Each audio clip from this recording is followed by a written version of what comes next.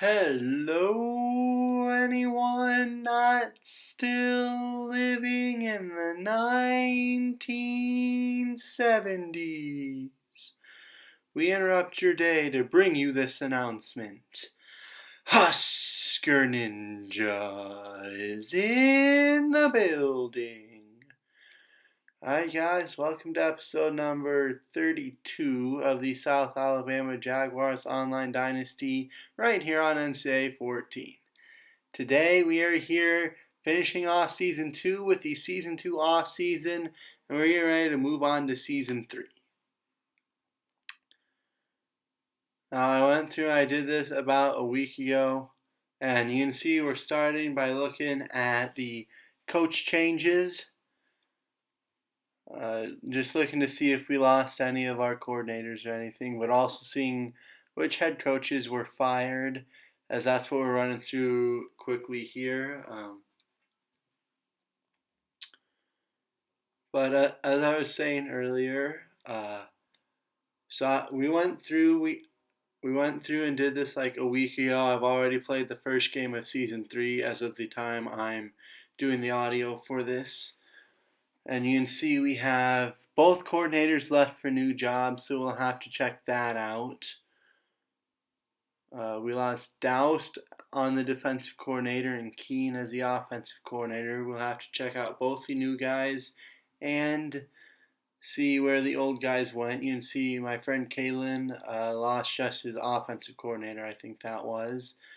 You can see we had Keene went to Tulane as a head coach, and Doust went to UNLV as the head coach. So we'll have to play one of, if not both of those schools in Season 3 just to get in some action against our former coordinators. As now we advance to see the players leaving, and this is where it's going to hurt. We had some key cogs in the first two seasons who are gone, headlined by tight end Andrew Rinkemeyer, cornerback Jalen Thompson, quarterback Evan Orth. All three projected to be drafted, Rinkemeyer in the 5th and Thompson and Orth in the 6th. A bit surprising to see Mills is projected to not even be drafted. I thought he performed well enough to be able to be drafted, and he's got the overall. Nigel Lawrence at strong safety is someone who I really thought would get drafted because he played very well, especially over the last half of his senior season. But he's not being drafted, and kicker Patterson, I mean, he's kind of a toss-up because it's a specialist who really knows. He played well, but he's not getting drafted either. We just have 3 guys potentially projected to be picked. And as we look at Texas State, they have 1 guy declaring. We'll have to see if he ends up being drafted or if they convince him to stay. But this is going to be a little bit of a sad moment, especially for Rinkemeyer, Orth, and Thompson. They were 2 key cogs, 3 key cogs through the first 2 seasons, and it'll be tough to replace them. We'll have to see how that goes here in Season 3. But you can see we got some pretty good coordinators who came in. A level 15 defensive coordinator and a level 12 offensive coordinator. Not going to complain about that at all. In fact, I believe that's actually an upgrade to what we had previously. As you can see, we've got no transfer requests. We had 3 guys transfer over last year, but none this year. And indeed, we do have the first 3 draft picks in South Alabama history. You got Andrew Rinkemeyer in the 5th, and Orth and Thompson do go in the 6th. So congrats to Rinkemeyer, Orth, and Thompson. We're going to miss you guys. You'll always be welcome back on campus at home games anytime, and we wish you luck in the NFL. And we thank you for your service to the first 2 seasons of this dynasty. You will be missed.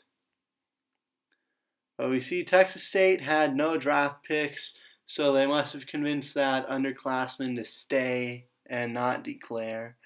And now we're just going to run through the draft picks for each team in the American. We'll just run through that real quick. And while we're doing that, I am going to take a moment and say that in the description of this video will be a link to my Discord server that I set up earlier this year. I don't really remember when, but that is where I will run the chance to submit a recruit. I know last year or last season, season 1, I ran it through the comment section, but seeing as how I've already played week 3 of season 1, because I recorded this like a week ago, left like a week for people to submit and got 3 submissions through Discord. I just want to run it through Discord from now on. And so if you missed out this season, I apologize about that. But take the opportunity to go into the description, click on the link to my Discord, join that, and you'll be set to go to be able to submit next offseason to become one of our recruits. And as I've said, we will not set a limit on the number of times you can submit a player, so you can do that potentially each season from now on. So again, the link to my Discord is in the description. If you are interested in that and would like to be able to have the opportunity to become a player in this dynasty at some point, definitely go ahead and click on that link. As we move on to recruiting, now we're going to run down the teams we've got, or the recruits we have, and who we still have left to do. You can see the names. I will say Matt Jones was a user-submitted recruit. Walter White on Discord was able to become him, and so he's gone. Ernest Bush will also not be Ernest Bush. He will be a user player, and that will be, his name is J.K. Way. And the other one you can see as we're coming up here running through it is wide receiver Ben Gibson is also going to be a user player, and he went to another YouTuber who I follow, and I'm on his Discord. That would be Kaz Cray, or Craniac Gaming is his channel name. So I mean, again, if you're interested, he does a lot of the same stuff I do. You can definitely look him up if you're interested in that. But he is going to become Ben Gibson, and those are the 3 names that you're seeing on the screen who will not be the same come the start of season 3. And now you can see who we still have left to get. We do need a kicker, and so there are a couple guys I'm really looking at. As you can see, it's going to be highlighted by Lewis Hawkins once we get to him. But again, next year, if you would like the chance to become a player in the Dynasty and become one of these recruits next year, you can join my Discord. The link will be in the description. I will set a link that doesn't expire, and you can click on that and join if you are interested. If not, you can ignore that and go about the rest of your life, I guess.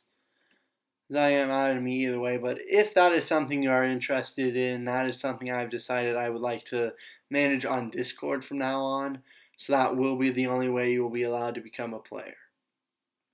And now you can see we've gone through, we put in points. We put 1,000 on Jesse Russell because he's a quarterback, and he's from Alabama, so I like to try and get as many Alabama guys as I can. We've done 5,000 into Lewis Hawkins. He's a gem kicker. He's an 83 overall. I really want this guy. And we also put 5,000 into Scott Love, the athlete. He's someone I would really like to have, so hopefully 5K is enough for him. We'll put 4K into cornerback Aaron Terrell, and the rest of the guys will just kind of leave them. If they commit, great. If they don't, no big loss. And so with that, it is going to be time to advance to signing day. And you can see we miss out on Russell by 535 to Vanderbilt. That's a little bit disappointing, but he wasn't a need. He was just someone I would have liked to have gotten. Davis commits to Akron. We didn't put any points onto him. We get both Desmond Bauer and Damian Colbert without putting any points into, so that's nice. A couple 70s who are going to be depth. They're going to redshirt year 1. Joe Bowling commits to Mississippi State, but we've long been locked down on him. We do get Lewis Hawkins, and so going aggressive for him works. We beat out Akron by 2,000. We miss out on Raymond, but that's no big deal because we got Hawkins. And we miss out on Love by 10,000 points. I don't really understand how that's possible because we put in 5K on him and we were not that far behind South Carolina in the offseason.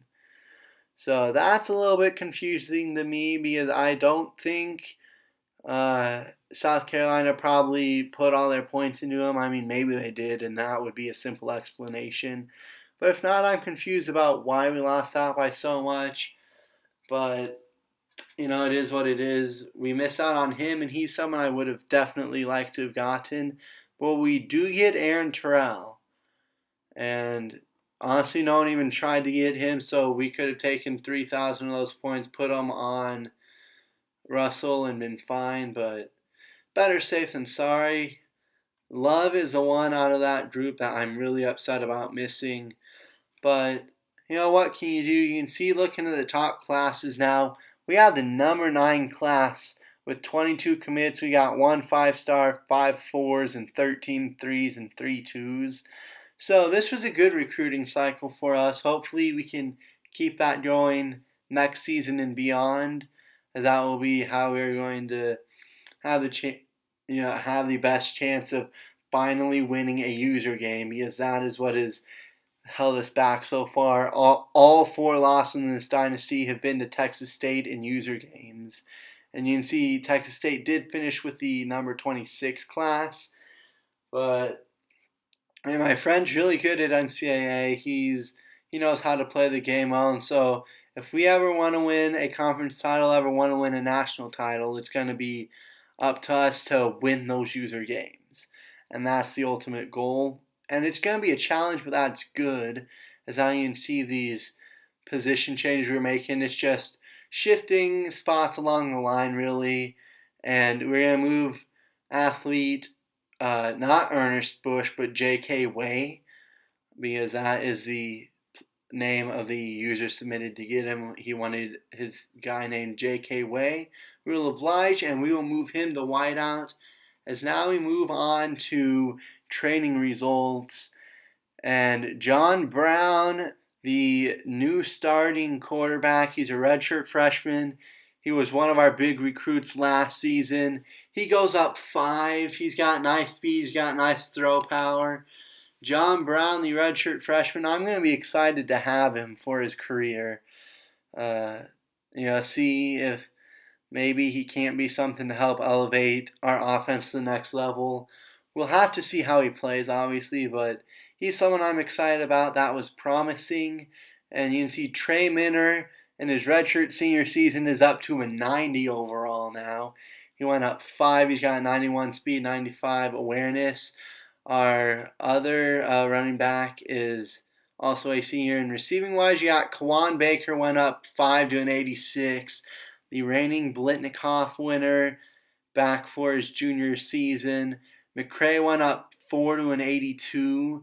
And Wilron Hausenbauer, who was actually submitted by my friend who I'm in the online dynasty with, he submitted a player. He submitted Wilron Hausenbauer.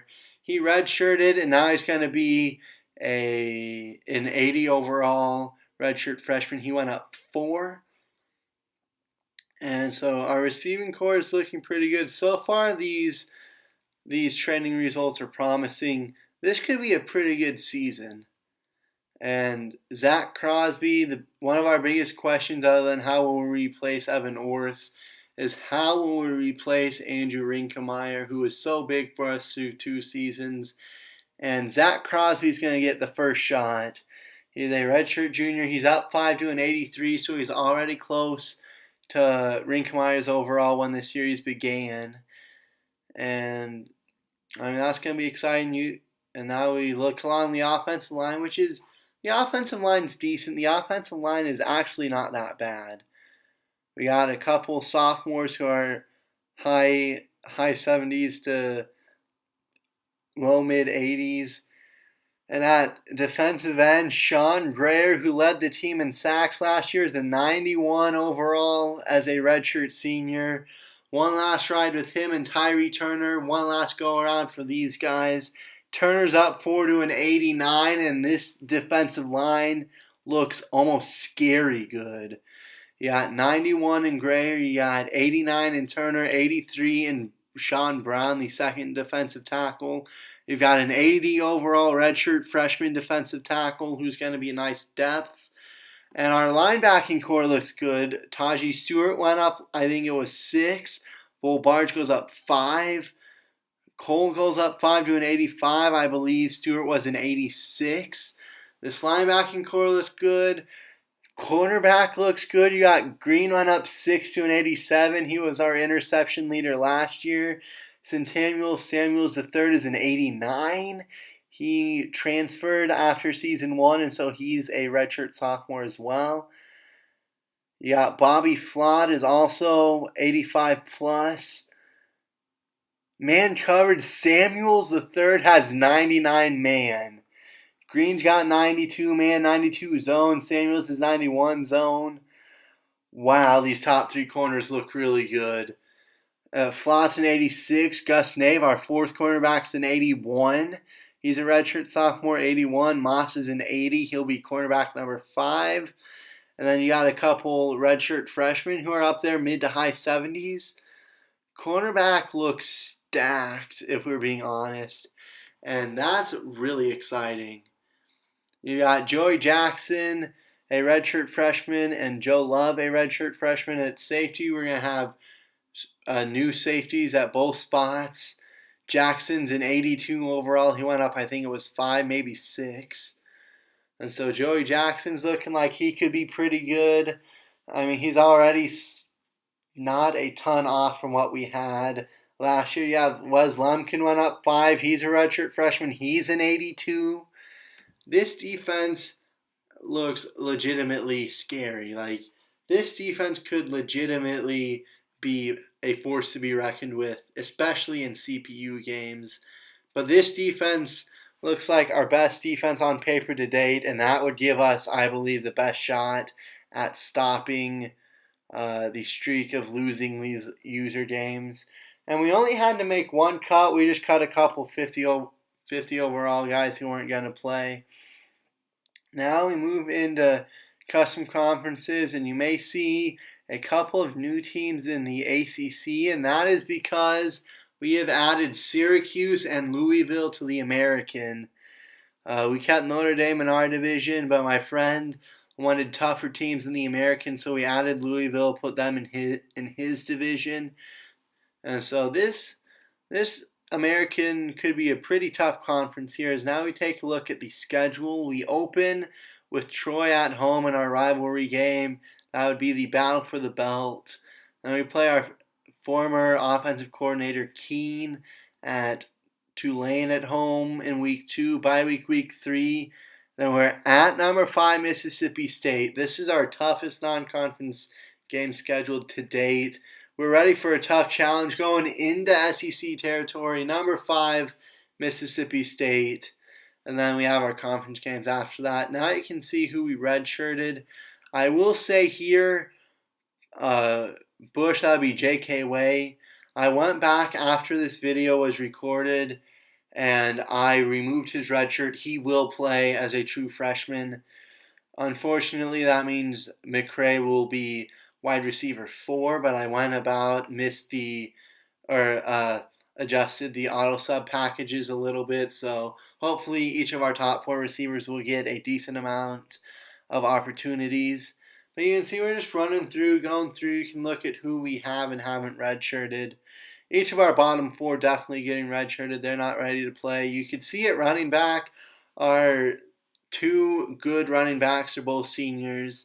So we know we got to hit running back hard in recruiting this year. Get at least 2, probably, maybe even 3 useful running backs.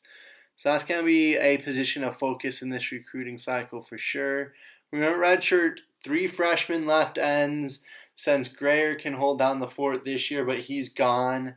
He's a senior. He's gone after this year. Might as well redshirt the freshmen, give them chances to play. And we will actually not redshirt Shaw like we originally thought we would. Terrell, I don't like redshirting him. I hope he doesn't transfer, but he's not gonna play this year.